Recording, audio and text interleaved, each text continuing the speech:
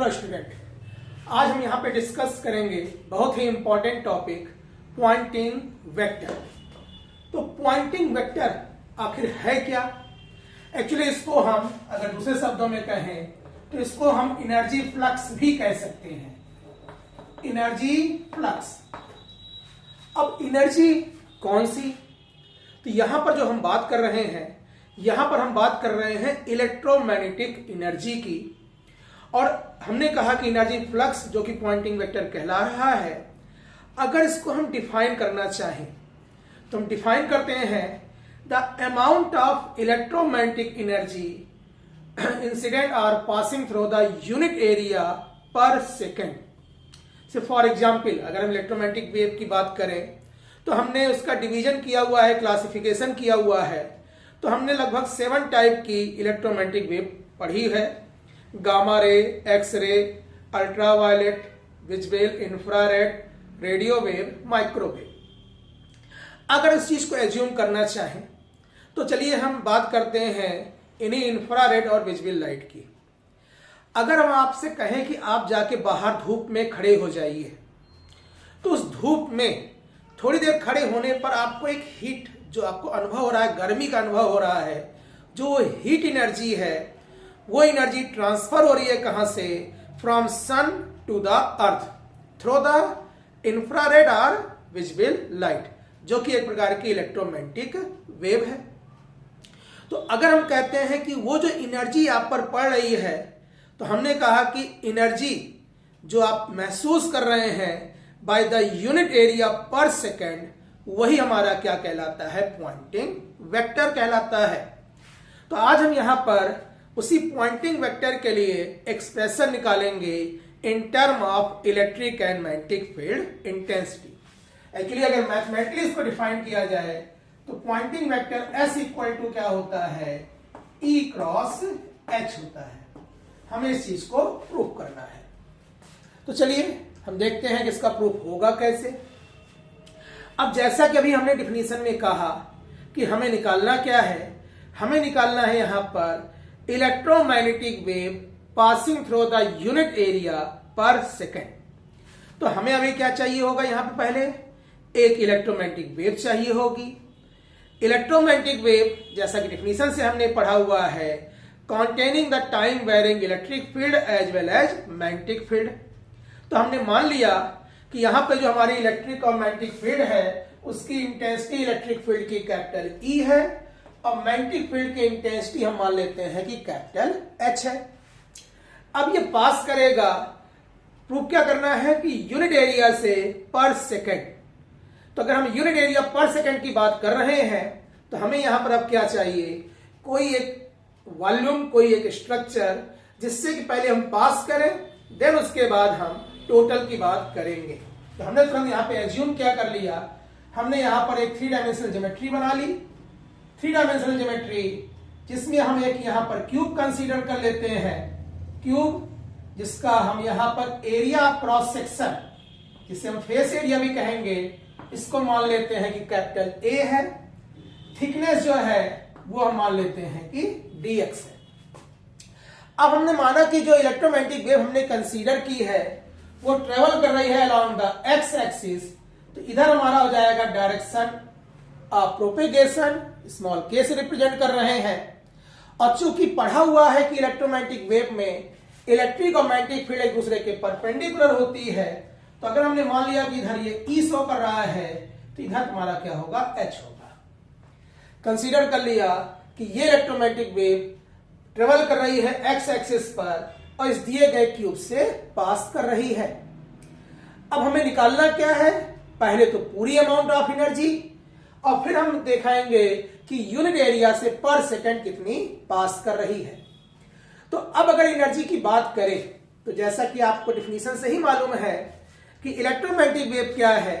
That containing electric field as well as magnetic field. तो अगर हम बात करते हैं इलेक्ट्रिक और मैग्नेटिक फील्ड की, तो उस केस में हमने पढ़ा हुआ है, कहां पढ़ा हुआ है? इंटर में भी पढ़ा हुआ है कि अगर किसी भी बॉडी में, अगर हम किसी मीडियम में, स्पेस में स्टोर्ड एनर्जी की बात करें, स्टोर्ड एनर्जी की बात तो हमारा जो एनर्जी डेंसिटी का फॉर्मूला हुआ करता था वो हुआ करता था U equal to epsilon naught E square by 2। ये आप मीडियम में संचित ऊर्जा या स्टोर्ड एनर्जी इन मीडियम के फॉर्मूले से भी निकला हुआ है। ये आप कैपेसिटर से भी निकाल सकते हैं। आपने वहां एसी का जो चैप्टर पढ़ा हुआ था उसमें आप निकालते थे कि अगर किसी कैपेसिटर में स्टोर्ड एनर्जी की बात करें तो फॉर्मूला हुआ करता था हाफ CV स्क्वायर, जिसमें C आपको मालूम है कि क्या होता है, C होता है आपका epsilon not A upon D, और पोटेंशियल ग्रेडियंट के फॉर्मूले से V बराबर आपने क्या पढ़ा हुआ है E इंटू डी। तो E इंटू डी यहां हो जाएगा E स्क्वायर D स्क्वायर, एक D से D कैंसिल, तो हो जाएगा half epsilon naught E square A into D, जहां A यहां फेस एरिया हुआ करता था, D इसके बीच की डिस्टेंस हुआ करती थी।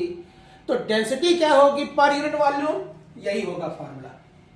तो हमने यहां पर लिया कि ये हमारी क्या है, इलेक्ट्रिक फील्ड डेंसिटी है, मतलब एनर्जी डेंसिटी है।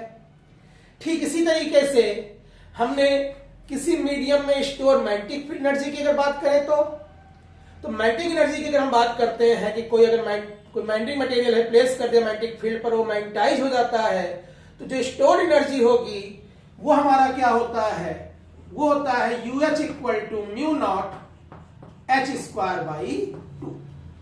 ये हमारा मैग्नेटिक फील्ड एनर्जी कह सकते हैं, डेंसिटी है, जो कि आपने जैसे यहां कैपेसिटर में पढ़ा हुआ था वैसे ही इसको आपने कॉइल में पढ़ा होगा कि हाफ Li स्क्वायर होता है। इसको सॉल्व करेंगे तो ये वैल्यू आएगी। तो ये हमारा एनर्जी डेंसिटी का फॉर्मूला हम यहां पर यूज करेंगे। ये है इलेक्ट्रिक एनर्जी डेंसिटी, ये है मैग्नेटिक एनर्जी डेंसिटी। और चूंकि कह रहे हैं कि इलेक्ट्रोमैग्नेटिक वेव जो है वो containing the both electric field and magnetic field both, तो हम यहां पर क्या कहेंगे कि इन दोनों का जो टोटल होगा वो हमारा इलेक्ट्रोमैग्नेटिक एनर्जी डेंसिटी होगा।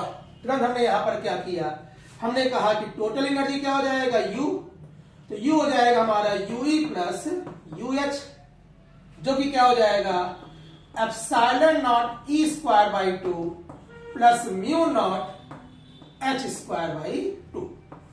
ये है हमारी electromagnetic energy stored per unit volume, जो कि है क्या इलेक्ट्रोमैग्नेटिक एनर्जी डेंसिटी। तो कह रहा अगर ये पर यूनिट वॉल्यूम है तो इस क्यूब से कितना होगा, तो हम देख क्या रहे हैं यहां पर कि क्यूब का जो फेस एरिया है वो हमने माना हुआ है कैपिटल A, और थिकनेस हमने क्या मानी हुई है dx। तो अगर हमने ऐसा लिया हुआ है तो टोटल एनर्जी क्या हो जाएगी जो कि इस क्यूब में स्टोर होगी, तो कह रहा है कि जो डेंसिटी है और इनटू जो इसका वॉल्यूम होगा, वॉल्यूम कितना होगा A इंटू dx, मल्टीप्लाई कर देंगे तो क्या हो जाएगा, यहां पर ये हमारा फॉर्मूला दिया हुआ है कि U बराबर हो जाएगा epsilon naught E square by 2 plus mu naught H square by 2 into A into dx। ये हमारा क्या शो कर रहा है, this is the total electromagnetic energy store in the given cube, जिसका एरिया A है और थिकनेस dx है। अब हमें इसको सॉल्व करना है, सॉल्व करके हमें निकालना है S equal to E cross H। तो अब हम यहां पर देख क्या रहे हैं, हम देख रहे हैं यहां पर कि अभी ये दो सेपरेट एनर्जी दिख रही है, दो सेपरेट एनर्जी जो कि दिख रहा है यहां पर। पहला टर्म शो कर रहा है इलेक्ट्रिक फील्ड मतलब इलेक्ट्रिक एनर्जी, दूसरा हमारा क्या शो कर रहा है मैग्नेटिक एनर्जी। तो हम करेंगे क्या यहां पर, अब हम कह रहे हैं कि इलेक्ट्रिक और मैग्नेटिक फील्ड के बीच का आपस में रिलेशन यूज करते हुए हम इसको एक सिंगल टर्म में देंगे। तो इलेक्ट्रिक और मैग्नेटिक फील्ड का रिलेशन क्या होता है, अगर आपने पढ़ा होगा तो हम डायरेक्ट लिख सकते हैं, नहीं तो मैं यहां दिखा देता हूं कि आखिर अंतर क्या है दोनों में। रिलेशन पहले मैं लिख देता हूं और फिर उसका आपको डेरिवेशन भी दिखा देता हूं। एक्चुअल में जो रिलेशन होता है वो E बराबर B इंटू सी, B जिसको लिख सकते हैं H की टर्म में म्यू नॉट H इंटू सी। देखिए C यहां पर स्पीड ऑफ लाइट है, B हमारी मैग्नेटिक फील्ड स्ट्रेंथ है, E हमारी इलेक्ट्रिक फील्ड इंटेंसिटी है। तो आखिर ये रिलेशन दिखा क्या रहा है और कहां से निकला हुआ है, तो अगर आपने पढ़ा हो 2 यूनिट पहली इलेक्ट्रोस्टैटिक और मैग्नेटोस्टैटिक, तो आपने निष्कर्ष ये निकाला हुआ था कि अगर कोई आवेश, कोई चार्ज Q रेस्ट में होगा, कोई चार्ज Q जब रेस्ट में होगा तो जनरेट करेगा स्टैटिक इलेक्ट्रिक फील्ड, ठीक। और अगर कोई चार्ज मूविंग स्टेट में आ जाए, जैसे किसने रूप ले लिया किसका, करंट का, तो ये तुम्हारा क्या जनरेट करेगा, मैग्नेटिक फील्ड। मतलब सीधा सा कह रहा है यहां पर कि static charge create the static electric field and moving charge create the magnetic field. मतलब इलेक्ट्रिक और मैग्नेटिक फील्ड में केवल अंतर क्या है, स्पीड ऑफ चार्ज का रेस्ट में है कि मूविंग में है, तो वही स्पीड यहां पर आई हुई है। अच्छा, निकाला कहां से, कह रहा जब इसको आपने पढ़ा हुआ था तो इलेक्ट्रिक फील्ड का आपने पढ़ा हुआ था कूलॉम से फार्मूले से, E equal to 1/4 pi epsilon naught into Q upon R square. और जब इसको आपने पढ़ा था तो बायो सेवर्ट लॉ से आपने पढ़ा हुआ था B equal to mu naught upon 4 pi I dl upon R square. अब अगर इसको आप डिवाइड कर दें, E बाई B कर दें, तो 4 पाई से 4 पाई कैंसिल, R स्क्वायर से R स्क्वायर कैंसिल, तो E बाई B बराबर क्या हो जाएगा, ये हो जाएगा Q अपॉन I dl। और अगर माना कि जो करंट फ्लो कर रही थी I, उसने dt समय में di करंट फ्लो कर रही, मतलब I करंट फ्लो कर रही थी, तो यहां पर इसको लिख सकते हैं I dt। I, अच्छा इसमें एक चीज और छूटा हुआ है, यहां पर into 1 upon mu naught epsilon not. अच्छा, Q की यहां पर हम क्या कर सकते हैं, I dt, तो I से I कैंसिल, तो इससे हमारा क्या निकल रहा है कि E by B equal to 1 upon mu naught epsilon naught. आप सॉल्व करते हैं तो जानते हैं किसके बराबर होता है, C स्क्वायर के। और यहां dt अपॉन dl क्या शो कर रहा है, टाइम अपॉन डिस्टेंस, और हमने पढ़ा हुआ है कि स्पीड इक्वल टू होता है डिस्टेंस अपॉन टाइम, तो इंटू हो जाएगा 1 बाई सी। एक C से एक C कैंसिल हुआ, तो हमारा आ जाएगा E by B equal to C, मतलब E equal to B into C. यहां B बराबर हमारा क्या हो गया है, म्यू नॉट एच सी है। अब हमने ये तो निकाला हुआ था कि इस क्यूब में जो स्टोर्ड एनर्जी है, अब इसकी मदद लेंगे। अच्छा, ये फार्मूला आप इसलिए भी याद रखिएगा कि इस टॉपिक से न्यूमेरिकल जरूर आते हैं, और न्यूमेरिकल में हमेशा E और H में से कोई एक दिया रहेगा और दूसरा कहेगा निकाल लो, या हो सकता है दोनों ना दिए हो, पॉइंटिंग वेक्टर दिया हो तो कह रहा है उसकी मदद से बाकी दोनों निकाल लो। तो ये रिलेशन आपको हमेशा याद रखना होगा, क्योंकि इसकी मदद से ही वो आप उसका न्यूमेरिकल कर पाएंगे, और पाया गया है कि इसके न्यूमेरिकल आए ही हैं, ठीक है। तो उसके लिए ये फार्मूला आपको जरूर याद रहना चाहिए। अब हम करेंगे क्या, इसका यहां पर यूज करेंगे। अब देख रहे हैं कि हम चाहते हैं कि दोनों में इलेक्ट्रिक और मैग्नेटिक फील्ड दोनों का टर्म हो जाए, तो यहां पर है epsilon naught E square by 2। E square मतलब E इंटू ई। ये क्या कह रहा है यहां पर कि इस E स्क्वायर में से एक E को, मतलब 1 ऑफ E जो है किसका, E स्क्वायर का, उसको रिप्लेस कर दो किससे, E बराबर कितना है, म्यू नॉट एच सी से।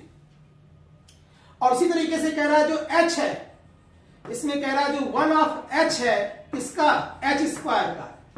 2 H में से एक ही H की बात कर रहा है, इस फॉर्मूले से हो जाएगा E upon mu not C, E upon mu not सी। तो ये अगर हमारा आ रहा है तो इसकी मदद से इसको हम मॉडिफाई कर सकते हैं इक्वेशन 1 को। देखिए क्या हो जाएगा, U बराबर, अब देखिए पहला टर्म है epsilon naught E square by 2, तो हो जाएगा एप्सिलॉन नॉट E बाई 2 तो है ही है, E स्क्वायर में से एक ही, वो कितना हो जाएगा, mu naught H C, plus यहां पर देखिए mu naught H square by 2 में से म्यू नॉट एच बाई 2 बाहर ही है, एक यश यहां पर हम क्या कह रहे हैं कि क्या रख दे, E अपॉन म्यू नॉट सी। अब पूरे का इंटू क्या है, A इंटू dx। अब देखिए इस फार्मूले में यहां म्यू नॉट से ये म्यू नॉट कैंसिल हो जाएगा, तो बचेगा क्या।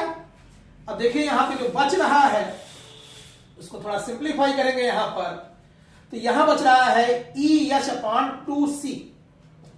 तो अगर इसको हम कॉमन ले लें EH अपॉन 2C को, तो देखिए बचेगा क्या।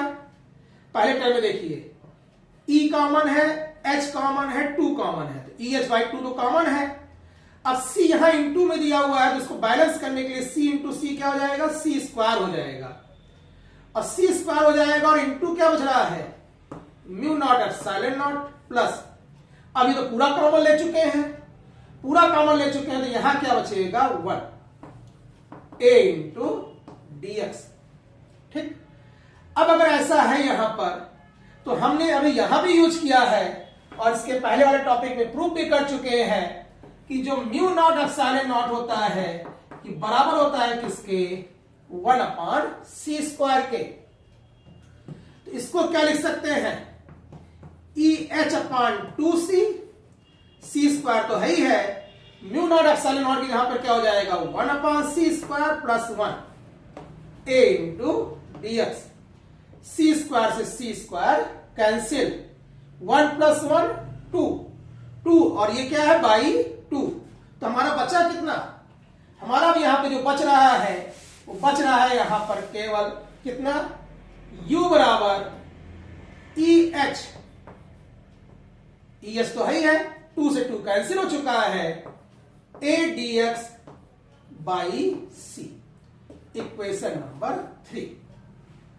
तो ये हमारा अभी क्या शो कर रहा है, ये शो कर रहा है टोटल अमाउंट ऑफ एनर्जी जो कि स्टोर्ड है इन द गिवन क्यूब।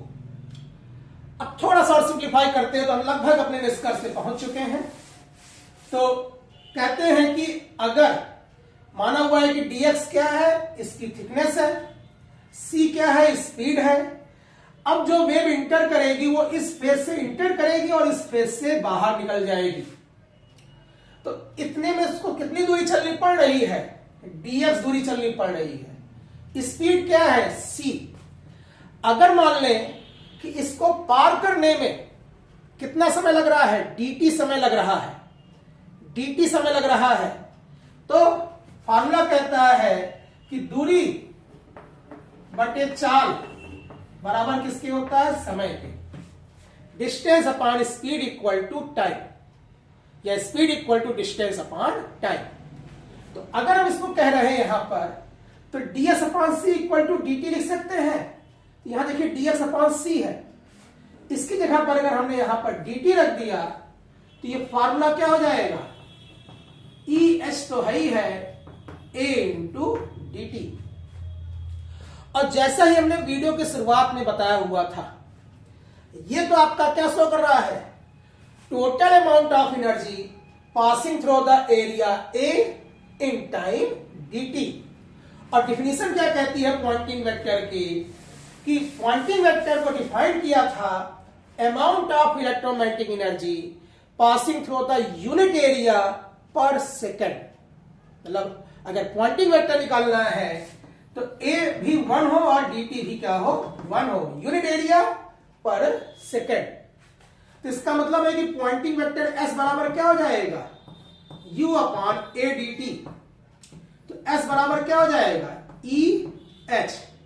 ये तो आपका मैग्नीट्यूड आया हुआ है, न्यूमेरिकल में बहुत यूज होगा इसका, बताया कि इसके न्यूमेरिकल जरूर आते हैं। S इक्वल टू क्या हो जाएगा, E इंटू H। अब अगर ऐसा है यहां पर, तो हमने कहा इसको वेक्टर में लिखना हुआ, तो वेक्टर में लिखने के लिए दोनों तो इलेक्ट्रिक वेक्टर क्वांटिटी है, डॉट तो ले नहीं सकते हैं जो कि इलेक्ट्रोमैग्नेटिक वेव में दोनों परपेंडिकुलर होते हैं, और परपेंडिकुलर का डॉट क्या होता है, 0 होता है। तो इसको हम लिखेंगे क्या, इसको अगर हमें वेक्टर में लिखना हुआ तो S इक्वल टू हम क्या लिखेंगे, E क्रॉस H। इसको जब आप ओपन करेंगे तो सीधा सीधा से आपको शो कर रहा है A cross B equal to AB sine theta होता है, और थीटा कितना है 90। तो EH आएगा ही मैग्नीट्यूड। डायरेक्शन जान रहे हैं, इलेक्ट्रिक और मैग्नेटिक फील्ड दोनों के परपेंडिकुलर, मतलब किसकी डायरेक्शन में, प्रोपेगेशन की डायरेक्शन में। इसलिए जब धूप में खड़े होते हैं तो जिस दिशा में आ रही है उसी दिशा में हीट ट्रांसफर हो रही है, उसी दिशा में हमें महसूस हो रहा है एनर्जी। तो ये हमारा क्या शो कर रहा है, पॉइंटिंग वेक्टर, जिसको मैंने एनर्जी फ्लक्स भी कहा है। इसकी मदद से हम बात करेंगे पॉइंटिंग थ्योरम की अगले वीडियो में। धन्यवाद।